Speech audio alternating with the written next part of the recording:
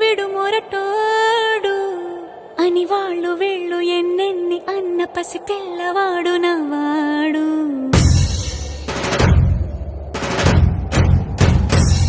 విడు ముండోడు అని ఊరు వాడ అనుకున్న గాని మహారాజు నాకు నవ్వాడు.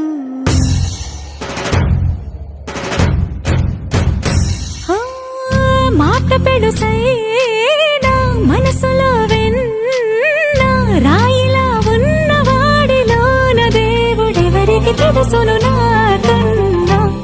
సూసేకి అగ్గిరవ్వ మాదిరే ఉంటా